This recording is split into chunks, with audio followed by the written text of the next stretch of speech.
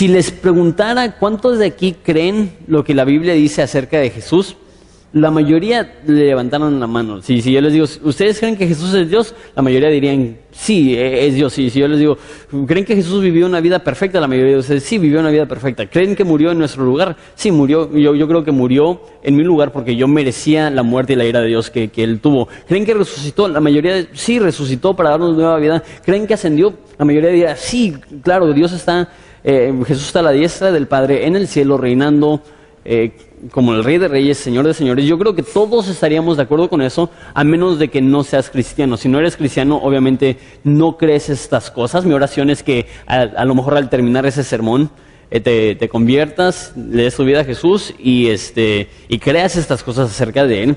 Pero la pregunta es, ¿cómo sabemos si realmente creemos esto acerca de Jesús? Porque obviamente cualquier persona dice, yo creo en Jesús, pero están de acuerdo que no todos los que dicen Señor, Señor son salvos.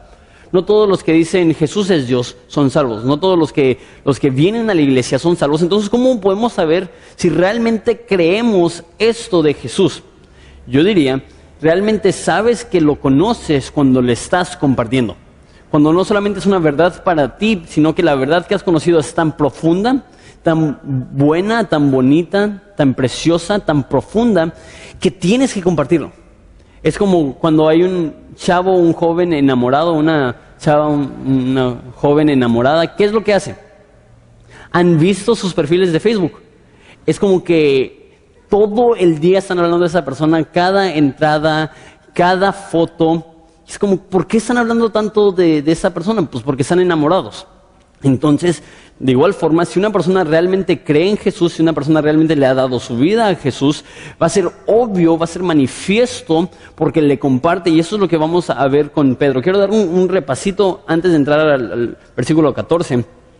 Jesús vivió, murió, resucitó y ascendió, y cuando resucitó, recuerdan que vimos esto la primera semana, que vino y compartió acerca del reino. El reino es el concepto que Jesús está en un trono gobernando y que nosotros debemos de vivir en sujeción a Él. Y la pregunta es, ¿cómo podemos vivir en sujeción a Él, representándole a Él? Y es a través del poder del Espíritu Santo. Entonces manda el poder y les dice, esperen más bien para recibir este poder. Entonces ellos se encierran en un cuarto, 120 personas, y empiezan a orar por la llenura del Espíritu Santo por 7 días. No sé si has tenido una reunión de oración que durara 7 días. Normalmente batallamos con reuniones de oración de 1 hora.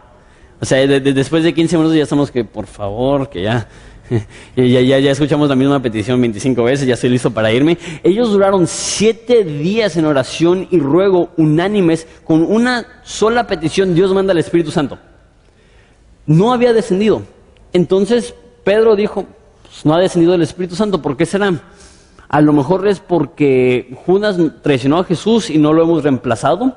Entonces Pedro decide reemplazar a Judas.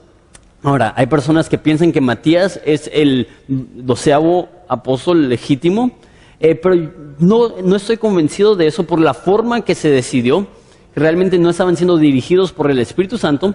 Y aquí dice en versículo 14 que se puso en pie con los 11. Antes de eso, cuando hablaba de los apóstoles, siempre se refería a los 12. Y aquí está hablando no de los 12, sino de los 11. Y lo que quiero que notemos es, mira el versículo 15 del capítulo 1 de volada.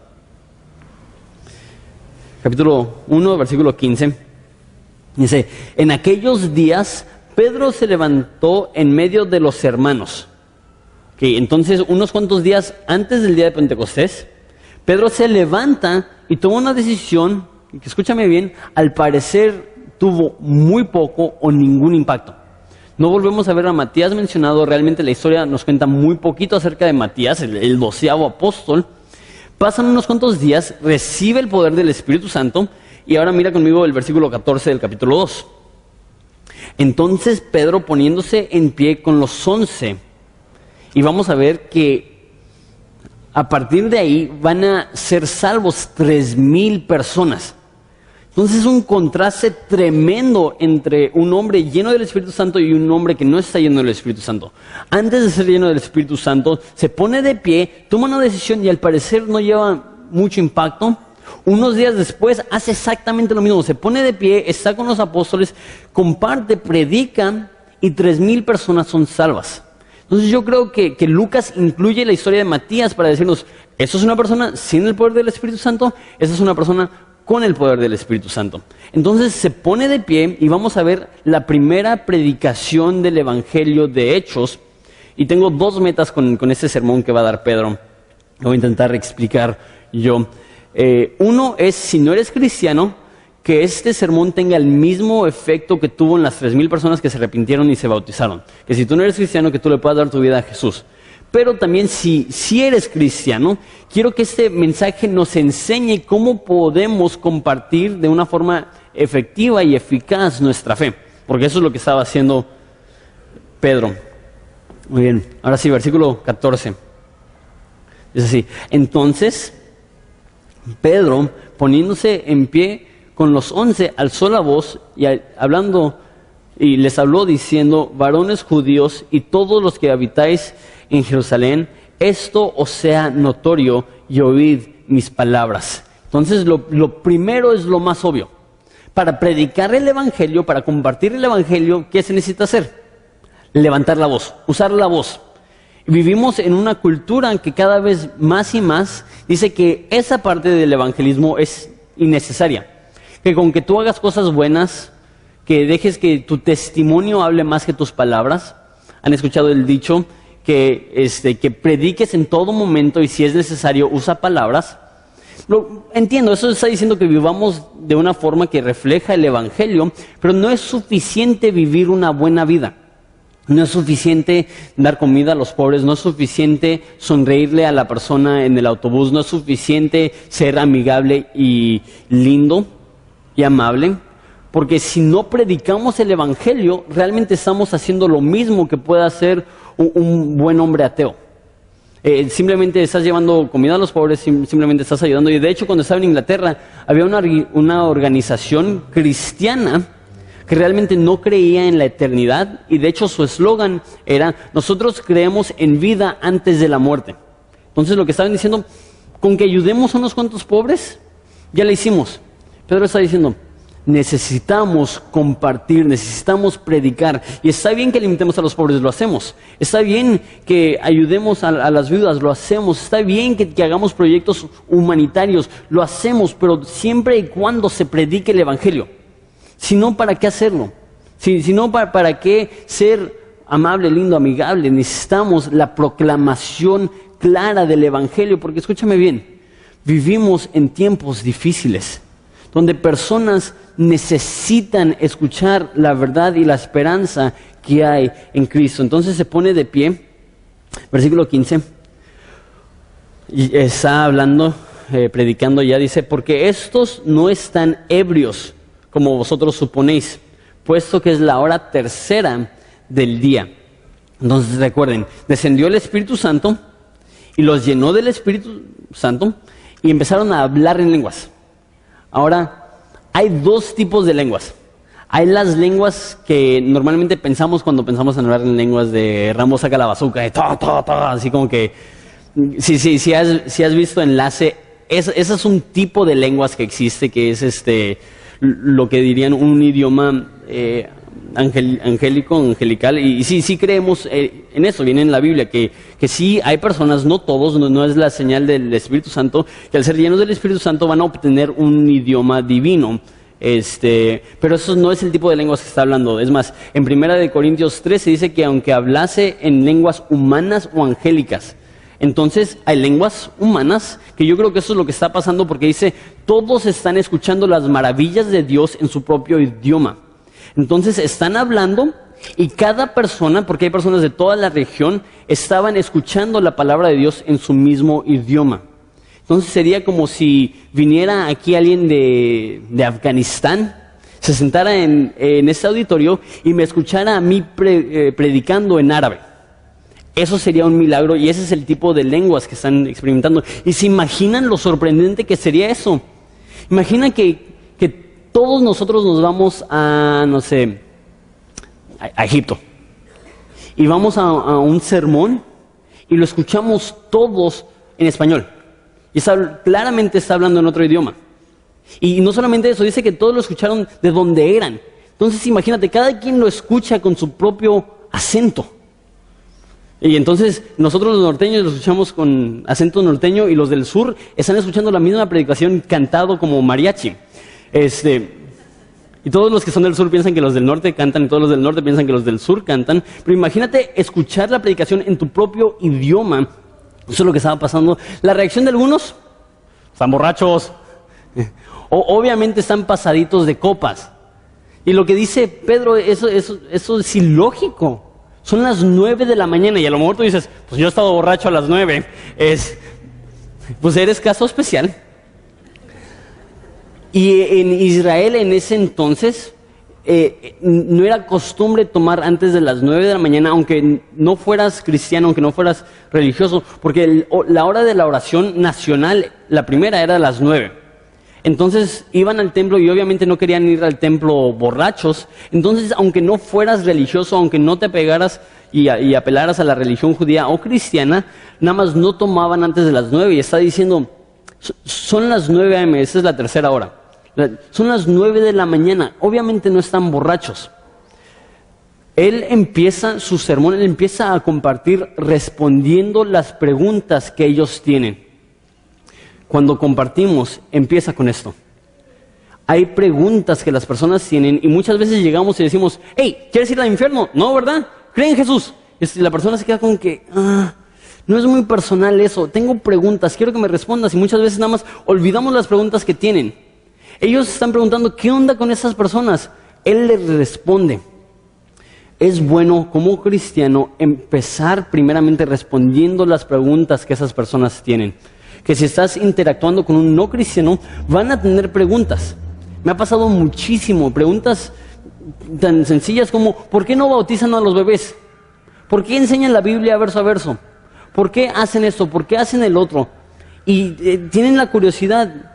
Yo diría, antes de ir, intentar de convencerlos y predicarles y persuadirlos, y si hacemos eso, empezamos respondiendo las preguntas genuinas y sinceras que esas personas tienen. Entonces responde primeramente con lógica y después responde con la escritura. Mira lo que dice el versículo 16.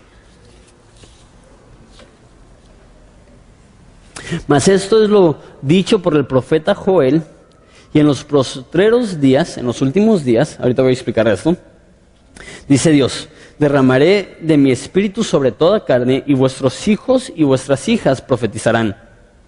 Y vuestros jóvenes verán visiones, y vuestros ancianos soñarán sueños, y de cierto sobre mis siervos y sobre mis siervas en aquellos días derramaré de mi espíritu y profetizarán. Entonces lo que está diciendo Pedro es que lo que está sucediendo es lo que fue anunciado en la Biblia desde el libro de Joel cientos de años antes. Ok, ahora, ¿es raro el concepto de hablar en lenguas? Yo diría, sí, es muy raro. Está en la Biblia, lo creemos, pero el concepto de hablar en lenguas es muy raro. Ahora, ¿cómo sabemos que debemos de o podemos hablar en lenguas? Pues está en la Biblia. Y lo que dicen muchas personas es, pues si es raro, obviamente es la obra del Espíritu Santo, porque hablar en lenguas es raro. Y vivimos en una cultura donde hay mucha superstición y muchas veces lo que es raro se toma por espiritual. Por ejemplo, limpias. No hay nada más raro que una limpia. Perdiste tu trabajo y crees que unos cilantrazos en la cara te va a ayudar. Es como que,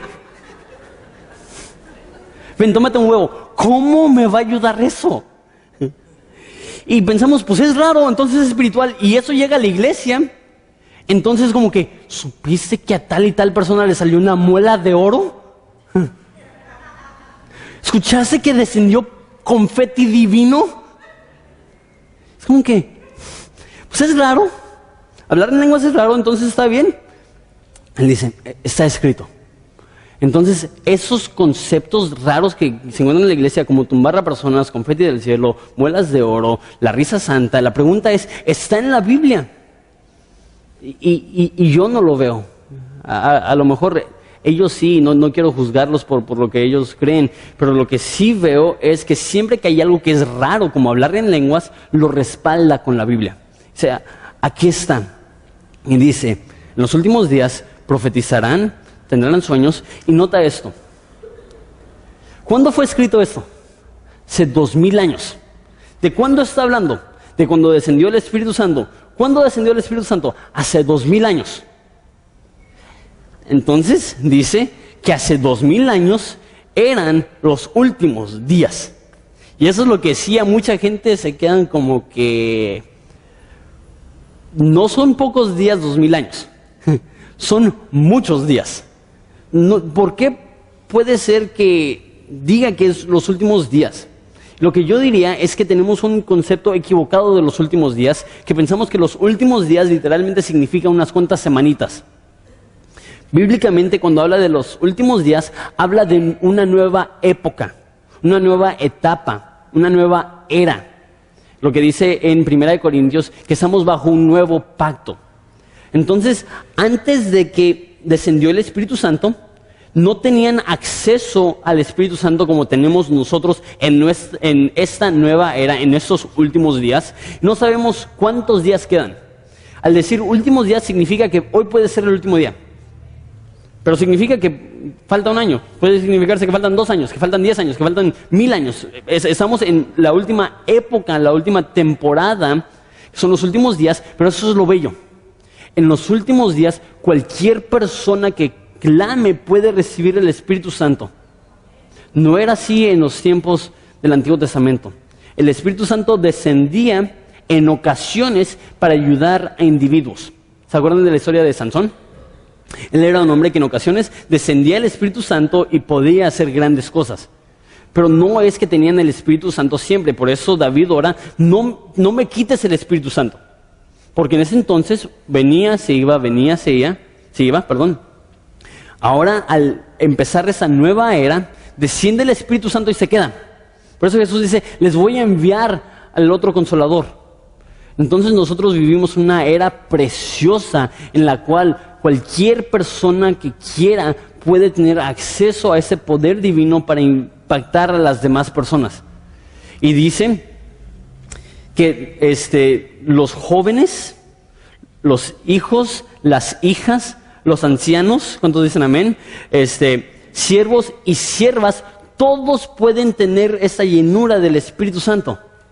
Eso significa que no importa si eres chavito o si ya eres anciano, no importa si eres rico o si eres pobre, no importa si tienes muchos estudios o si ni del kinder pudiste salir, la llenura del Espíritu Santo es para quien sea. Ahora, continúo con eso porque mínimo yo lo leo y me quedo, ¿qué significa eso? Y daré prodigios arriba en el cielo, esto es versículo 19, y señales abajo en la tierra, sangre y fuego y vapor de humo. Ok, entonces en la tierra vamos a tener sangre, fuego y vapor de humo. El sol se convertirá en tinieblas. Se va a oscurecer el sol. La luna en sangre. No sé si es literal, como en la Biblia vemos que Él convierte el agua en sangre, o si es algo metafórico que se va a poner roja como sangre. Antes que venga el día del Señor grande y manifiesto, y todo aquel que invocare el nombre del Señor será salvo. Okay. Entonces dice, en los últimos días van a profetizar y esto, y de repente va a haber fuego y humo, y dices, eso no está pasando. Yo creo, una vez más, que lo que eso está diciendo es que eso es una etapa. Y cuando vemos el día del Señor, no son literalmente 24 horas, pero eso es cuando se terminen los últimos días y llega aquel día en el cual Él regrese y Él va a juzgar a los vivos y a los muertos. Y literalmente, el sol desaparecerá, la luna se convertirá en sangre. No sé si en ese aspecto literalmente, pero sí habrá fuego, sí habrá truenos, sí habrá humo. Lo que está diciendo, entender que esto puede pasar en cualquier momento, hace que tomes las cosas un poco más en serio. Hace que tomes la Biblia más en serio, hace que tomes el predicar el Evangelio un poco más en serio. ¿Por qué? Porque no sabes cuándo va a regresar, no sabes cuándo va a suceder estas cosas. Y por eso dice, y todo aquel que invocare el nombre del Señor será salvo. Baja la prédica de Quique, estuvo increíble. El enfoque era que invocar no solamente significa llamar, como Dios ayúdame, sino invocar literalmente significa como cuando endosas un cheque y si lo das a otra persona, es endosar el cheque de tu vida a Dios y decir, yo te pertenezco. Entonces, invocar no solamente Diosito, ayúdame. Invocar es, tú eres todo lo que tengo, toma mi vida, yo soy tuyo. Todo aquel que le entrega su vida al señorío de Jesús será salvo. Si tú vienes aquí, esa es la esperanza del Evangelio. La salvación no es un método largo donde algún día vas a alcanzar la salvación, no es algo complicado donde si sigues esos 23 pasos a la perfección, entonces Dios te amará. Él dice, tú no puedes, tómame, invoca mi nombre, recibe mi perdón. Entonces va a explicar este concepto de invocar el nombre del Señor. Reitero, vayan a la página web, vayan al podcast. Va a ser de mucha bendición porque literalmente toma, si estuvo largo, como hora y 10 minutos, hora 20, explicando qué significa el que invocare el nombre del Señor será salvo. Hizo un excelente trabajo.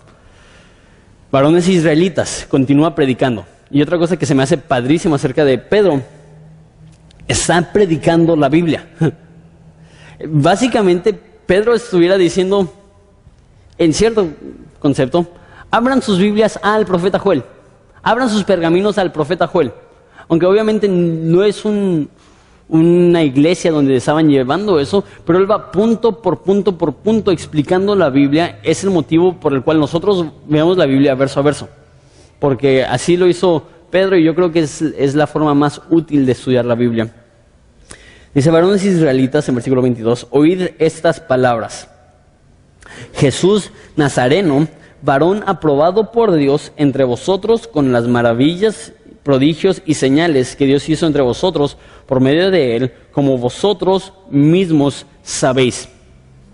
Okay. Entonces, él responde la pregunta y él dice, el motivo que estamos hablando en lenguas es esto. Dios va a derramar su Espíritu Santo. Él pudo haber terminado su predicación ahí. Muy bien, vamos a orar. No, él continúa y llega al punto principal, al enfoque primordial, Jesús. Si una predicación no tiene a Jesús como el centro, a Jesús como el eje, a Jesús como la única salvación, no es una predicación bíblica. A lo mejor es autoayuda, a lo mejor son buenos consejos, pero la Biblia no se trata de buenos consejos, sino de buenas noticias. Él llega a Jesucristo, un teólogo de hace como 2 siglos, Carlos Spurgeon, dijo, no importa qué pasaje enseño, no detengo hasta llegar a Jesús, porque en Él consisten todas las cosas. Entonces, Él explica, ok, eso es lo que está pasando, pero déjate hablo de lo más importante, de Jesús. Cuando tú comparte esto. No se trata solo de tu testimonio, no se trata solo de lo que Dios quiere hacer por ti, no se trata solo de restaurar tu familia, no se trata solo de vencer adicciones, todo eso es bueno, pero si excluyes a Jesús, ¿de qué sirve? Entonces llega a Jesús y dice que era varón aprobado por Dios. Esa palabra aprobado significa que fue confirmado por Dios. Entonces Jesús fue confirmado como Dios, ¿con qué? Ahí dice, a través de los prodigios, señales que Dios hizo entre vosotros. Explico lo que está pasando aquí, siento que ya algunos se están perdiendo. Lo que está diciendo Pedro es algo increíble. Está diciendo, Dios comprobó que Jesús era Dios. ¿Por qué? Por las cosas que hizo. ¿Cómo sabemos que Jesús era Dios? Sanó enfermos, limpió a los leprosos, resucitó a los muertos. Él mismo salió de la tumba, Él mismo ascendió. Y está diciendo, ¿qué más evidencias necesitan? Jesús es Dios. Y nota esto. Eso es algo que en estudiando no noté que muchos comentaristas lo notaran.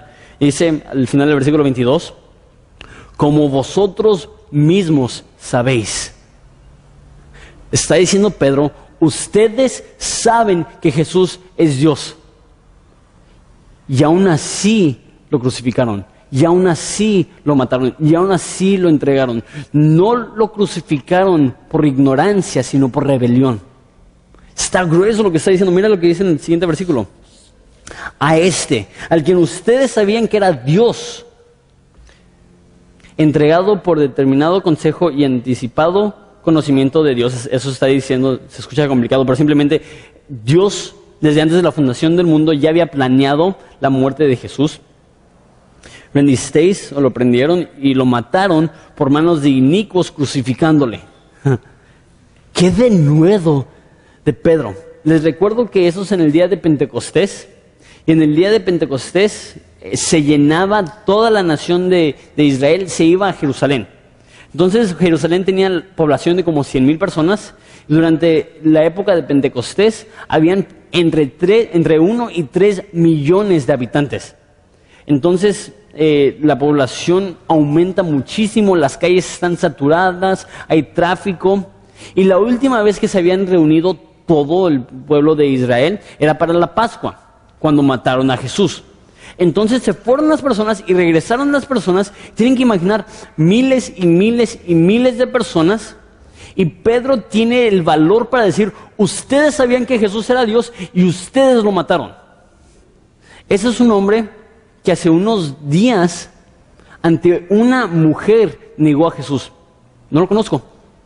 Y ahora tiene el denuedo para predicarle a miles de personas. Y yo creo que él estaba pensando, me van a matar. Él dijo, ¿serán mis testigos? La palabra testigos es mártir. Voy a ser su testigo hoy.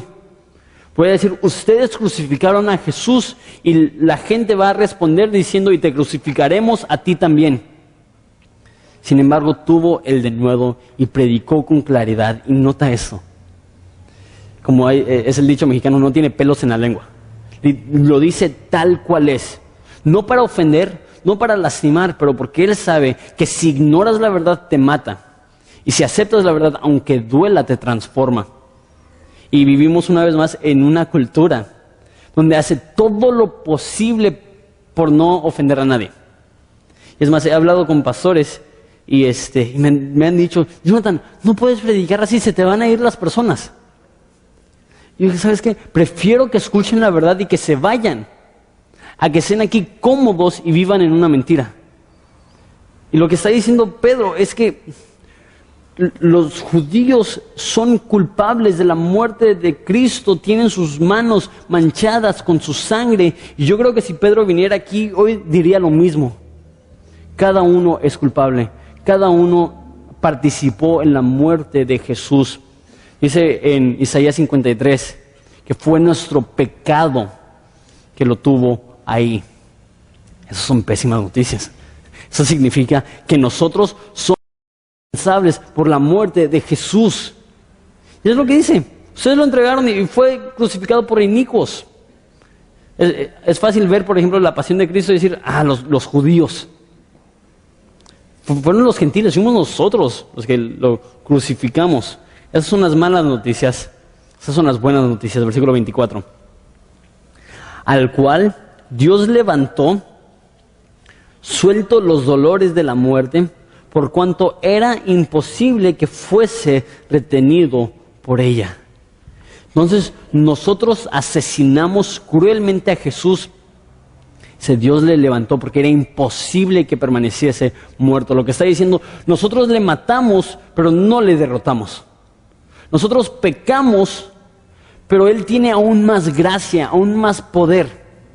¿Puedes pensar en algún pecado más terrible que crucificar a Jesús? Él dijo, ni siquiera ese pecado fue lo suficientemente grande para que no haya salvación y esperanza y perdón por cada uno de ustedes en Cristo. Y ese dolor, versículo 24 que dice, suelto los dolores de la muerte. La palabra dolores ahí literalmente significa dolores de parto. Entonces está diciendo, era imposible que Jesús fuera retenido por la tumba, así como es imposible que un niño permanezca en el vientre de su mamá para siempre. Y ese ejemplo a mí, obviamente me habla bien claro. Mi esposita ahorita tiene 7 meses de embarazo. Y ya es obvio, todos le dicen, es niño, niña, y hoy nadie está como que está embarazada, se pasó de tamales, o... ves que su estómago hace esto. Como que, no manches, definitivamente sacó mis genes así, el niño como que... ese niño tarde o temprano necesita salir. Y cada niño que es concebido nace. Desafortunadamente no todos nacen saludables o con vida, pero si ha sido concebido un niño, va a salir porque eso es la forma que funciona tu cuerpo. Tiene que sacar a cualquier cosa, o ser humano más bien, que está ahí adentro. Entonces lo que está diciendo, así como un bebé necesita salir del vientre, así Jesús tenía que salir, no tenía otra. Es el autor de la vida, es imposible que permanezca muerto. Si Jesús pudo vencer la muerte, no hay pecado en tu vida que Él no puede vencer. Si Jesús pudo vencer la tumba, no hay pecado en tu vida que Él no pueda vencer. Y a lo mejor tú dices, soy muy malo, es imposible que Él me ame. Déjate digo esto, no tienes idea de lo malo que eres, porque eres culpable de la muerte de Jesús. No tienes idea de lo malo que eres. Sin embargo, no tienes idea de lo bueno que es Jesús. Que sin importar lo malo que seas, Él dice, yo te quiero perdonar. Sin importar qué es lo que hayas hecho, Él dice, yo tengo el poder para transformarte. Estas son las buenas noticias. Eso es el evangelio que predica Pedro. Versículo 25. Porque David dice de Él. Entonces habló primero de lo que dijo el profeta Joel, y ahora va a respaldar ese concepto que Jesús es Dios y resucitó de la muerte a través de lo que dijo David 1000 años antes de esto. Porque David dice de Él, veía al Señor siempre delante de mí, porque está a mi diestra, no seré conmovido. Por lo cual mi corazón se alegró y se gozó mi lengua, y aún mi carne descansará en esperanza. Entonces David está diciendo, tengo gozo, tengo esperanza. ¿Por qué? ¿Por qué tiene gozo? ¿Por qué tiene esperanza David? Porque versículo 27, no dejarás mi alma en el Hades. Hades puede significarse infierno, aquí probablemente significa tumba. No dejarás mi alma en el Hades, en la tumba, ni permitirás que tu santo vea corrupción. Me hiciste conocer los caminos de la vida y me llenarás de gozo en tu presencia. Entonces David estaba profetizando 1000 años antes de la vida de Jesús, que Jesús iba a vivir, iba a morir, pero no iba a permanecer en la tumba y no iba a ver su cuerpo corrupción. Y lo que dice Pedro es como un comentario a eso que dijo David. Dice, varones hermanos, se puede decir libremente que el patriarca David, que murió y fue sepultado y su sepulcro está con nosotros hasta el día de hoy. Está diciendo, obviamente David no está hablando de sí mismo, porque su cuerpo sí vio corrupción. Su cuerpo sí permaneció en la tumba.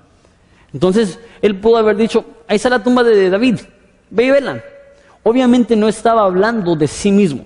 Obviamente no estaba diciendo que él no iba a haber corrupción. Entonces, era una profecía hablando que Jesús no iba a haber corrupción. Mira el versículo 30.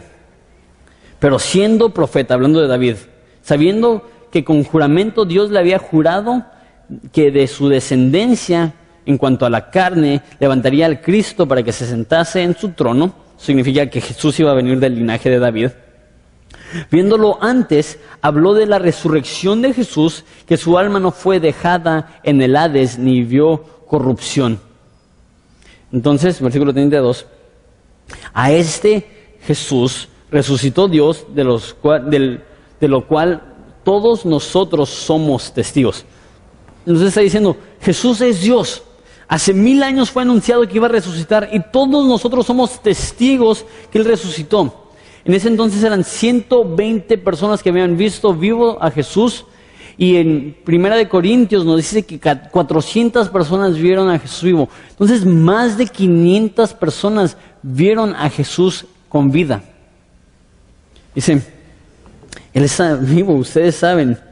Dice versículo 33, así que exaltado por la diestra de Dios y habiendo recibido del Padre la promesa del Espíritu Santo, ha derramado esto que vosotros veis y oís. Entonces está diciendo, Jesús ascendió y desde el cielo derramó la promesa del Espíritu Santo.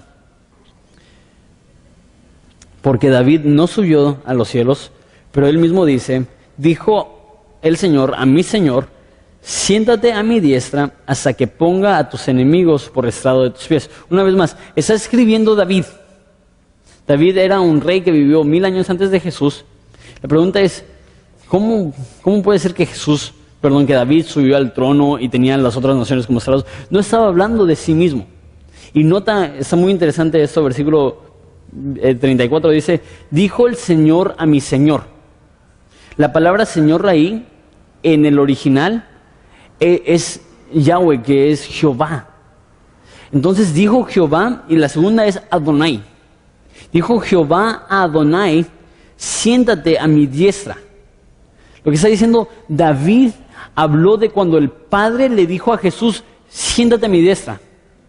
Impresionante, está diciendo Jesús es Dios, nosotros le matamos, pero Dios le resucitó, Él está vivo y ahorita está en el cielo. Por eso dice otra vez, sepa pues ciertísimamente toda la casa de Israel, que a este Jesús, a quien vosotros crucificaron, Dios le ha hecho Señor y Cristo. Entonces, hace un resumen de toda su prédica. Dice, Él fue crucificado, Dios le ha hecho Señor y Cristo. Él está en el cielo ahorita, su cuerpo resucitado. ¿Cuál es la reacción de aquellos judíos que escucharon esta predicación? Al oír eso se compungieron de corazón y dijeron a Pedro y a los otros apóstoles, varones hermanos, ¿qué haremos? La palabra compungir significa literalmente trozar, literalmente rasgar. Entonces escuchan la predicación de Pedro y ¿cuál es su reacción? Desgarrados del corazón, con un dolor profundo. ¿Se dan cuenta? Eso es lo que hicimos nosotros. Nosotros somos culpables de la muerte de Jesús. ¿Cuál es la pregunta? ¿Qué haremos?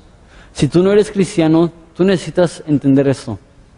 Como un no cristiano, Dios te ve a ti como un responsable por la muerte de Jesús. Hoy ya me quedé sin apuntes. Sí, con que tenga la última hoja, ya le hice. Ahí está. Dios te ve a ti, si no eres cristiano, como responsable de la muerte de Jesús. Y eso debe de causar en ti como un no cristiano que tu corazón esté destrozado. Pero no en lástima, sino en plan de ¿qué puedo hacer? Si Dios me ve como responsable por la muerte de Jesús, ¿qué puedo hacer? Y mira la respuesta de Pedro. Pedro les dijo, arrepentíos y bautícense cada uno de vosotros en el nombre de Jesús, de Jesucristo, para perdón de los pecados y recibiréis el don del Espíritu Santo. Si tú estás aquí, no eres cristiano, ¿qué debo de hacer? La respuesta bíblica no es acepta a Jesús en tu corazón. La respuesta bíblica no es levanta la mano. La respuesta bíblica no es repite esta oración. La respuesta bíblica es arrepiéntete. Ahora, ¿qué es el arrepentimiento? El arrepentimiento no puede significarse simplemente sentirte mal por lo que hiciste. ¿Por qué? Porque ellos ya están compungidos, no sé si es la palabra correcta, de corazón. Ya están destrozados. Entonces el arrepentimiento no simplemente es sentirte mal por lo que has hecho. Y muchas veces pensamos que así es. Muchas veces en consejería hay personas que llegan y, es que pastor, me siento terrible por lo que hice. ¿Vas a cambiar? No, pero es que me siento terrible por lo que hice. Y muchas veces hasta en el matrimonio se ve eso. Perdóname, no quise lastimarte. Estoy muy arrepentido, ¿lo vas a volver a hacer? Pues sí, pero perdóname, por adelantado. El arrepentimiento no es simplemente sentirte mal por algo. El arrepentimiento tiene dos aspectos. Cambio de mente que lleva a cambio de vida. Cambio de mente, reconoces, ¿sabes qué? Yo no soy el Dios de mi vida, yo no soy el amo de mi vida, yo no soy el dueño de mi vida. Cambio de vida, yo le quiero obedecer. Yo quiero leer mi Biblia, yo quiero obedecer lo que Él dice. Eso es arrepentimiento. Y lo padrísimo es que vamos a ver más adelante en Hechos que la Biblia dice que es un don. Que Él nos concede el don del arrepentimiento. El poder arrepentirte es un regalo divino. Porque dice la Biblia, Él pone en nosotros tanto el querer como el hacer por su buena voluntad. Si tú estás aquí y no eres cristiano, la Biblia dice, tú estás en peligro.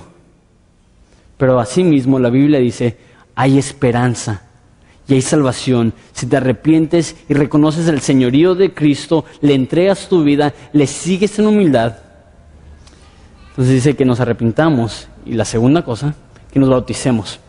Ahora, la pregunta es, si no me bautizo, entonces no soy salvo. No es la forma correcta de verlo. La forma correcta de verlo es, si no me he bautizado, ¿por qué es? ¿Es por orgullo? Porque no quiero que las personas digan, ¡ay, no se ha bautizado! Yo lo he visto en la iglesia desde que era chavito. De hecho, esa era mi realidad. Yo me bauticé a los 5 años y si les soy honesto, no tengo ni siquiera memoria de ello. Entonces me crié siempre con esa cosa como que, pues realmente ni siquiera recuerdo mi bautizo, ni siquiera sé cómo sucedió. Y realmente no creo que le rendí mi vida a Jesús hasta como los 17, 18 años. Entonces yo tuve que tragarme mi orgullo y bautizarme a los 18 años y decir, ya sé que soy hijo de pastor, ya sé que me crié en la iglesia, pero no me he bautizado de una forma consciente después de haberme arrepentido de mis pecados.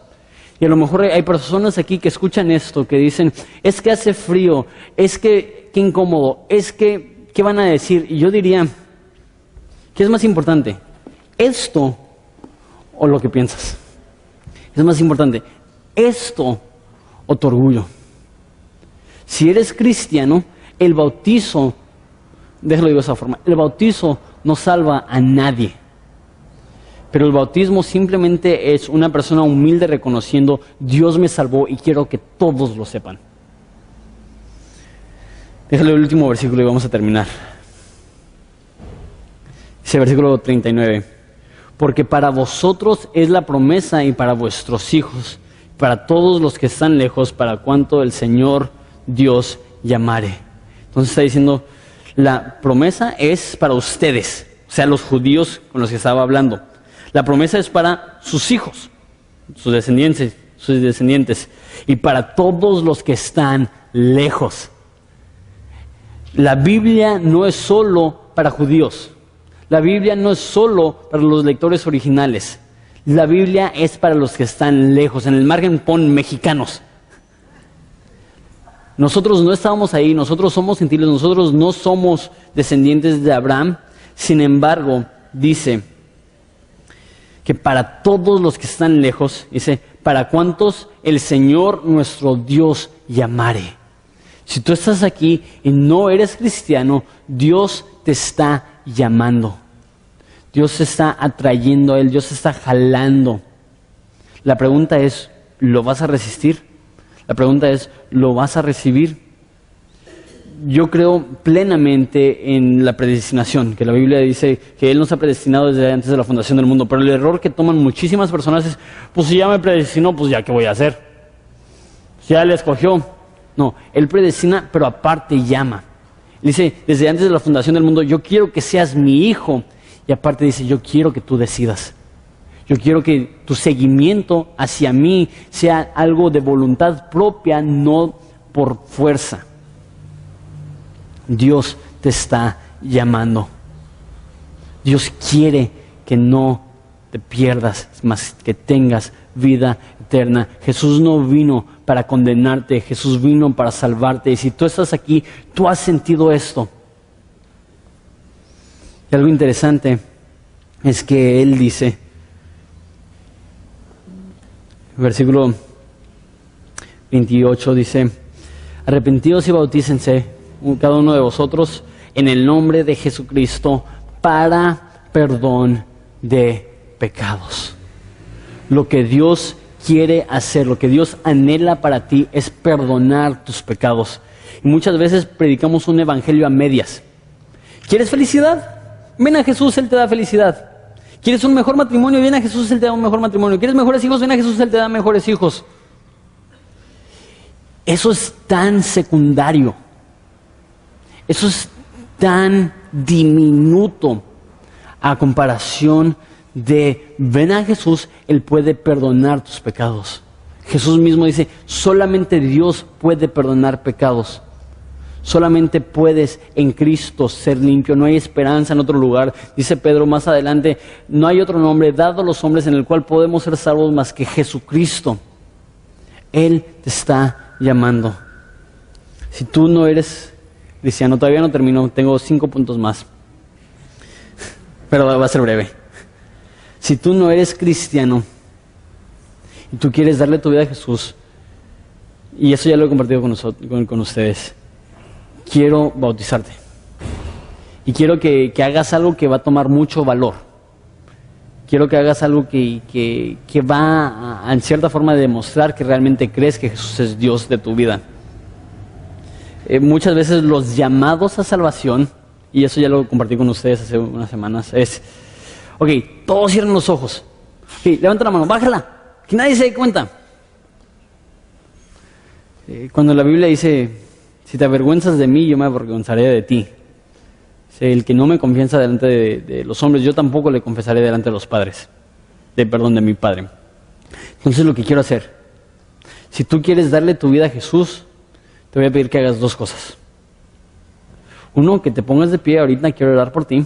Y dos, que te bautices. Si es una conversión genuina, tu corazón va a decir, ¿qué me impide el bautizarme? Estaba un etíope en un desierto, es evangelizado, dice, ¿qué me impide el bautizarme? La respuesta, nada. Si realmente quieres darle tu vida a Jesús, te invito a que te bautices. Entonces voy a invitarte a que te pongas de pie ahorita para que oremos por ti. Demos gracias a Dios por tu vida y después también bautizarte. ¿Habrá alguien que quiera darle su vida a Jesús? Puede hacerlo en ese momento, reconocerlo públicamente delante de los hombres, delante de... Darle un aplauso.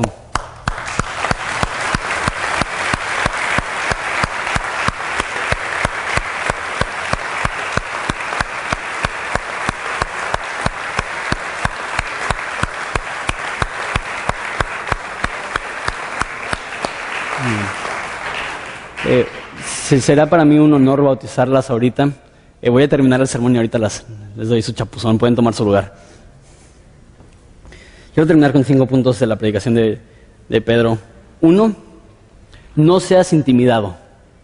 Pedro recibió un denuedo increíble para predicarle a aquellos que habían matado a Jesús hace unos cuantos días. La Biblia dice que no te den miedo sus rostros. Es fácil ver a las personas que no conocen a Jesús y que te den miedo, que te avergüenzas. ¿Qué van a decir? Empieza por hablar, empieza por compartir. No tengas miedo de ellos, no seas intimidado por ellos. 2, responde las preguntas que tengan. Para eso es excelente un grupo en casa. Porque vamos a decir que estás en el súper y empiezas a compartir con alguien y te dice, no, pues me encantaría conocer a Jesús, pero ¿cómo me explicas el creacionismo en contra de la evolución?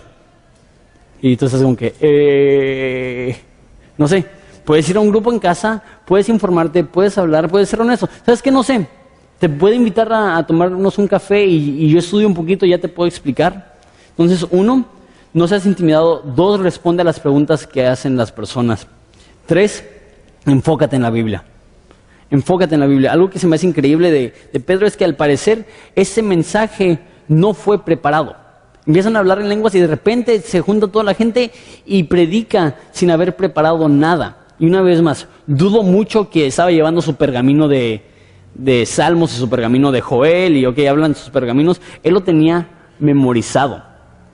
Eso es uno de los motivos que estamos memorizando Escritura. Porque yo quiero, y obviamente el Espíritu quiere, que estés saturado de la Biblia. Que lo que estudias no sea solamente el domingo, sino que estudies, que leas, que ores, que vayas a un grupo en casa, que te informes, que vayas más profundo, que hagas preguntas. Eso es algo padrísimo del grupo en casa. Yo creo que una de las funciones más bellas de los grupos en casa es que puedes hacer preguntas. ¿Por qué habla de Joel? ¿Por qué habla de David? No entiendo. Y luego más con un pastor como yo, necesitas que alguien te explique más a detalle, más tranquilo, que puedas hacer preguntas, que puedas resolver dudas. Utiliza la Biblia, enfócate en la Biblia. Número 4, predica a Cristo muerto, resucitado y ascendido. Predica a Cristo. No se trata de autoayuda, no se trata de mejorar tu vida, se trata de conocer a aquel que nos amó y dio su vida por nosotros. Número 5, predica de tal forma que demanda una decisión, que sea un parteaguas, que sea como una Y en la vida de personas, que ellos tengan que decir, ok, o sirvo a Dios o me rebelo, o amo a Dios o me alejo. Eso es una de mis oraciones, que Dios, le pido, Dios, cuando vengan personas a Horizonte, que sea un parteaguas. Que aquellos que viven en rebelión a Dios no puedan continuar en rebelión con Dios.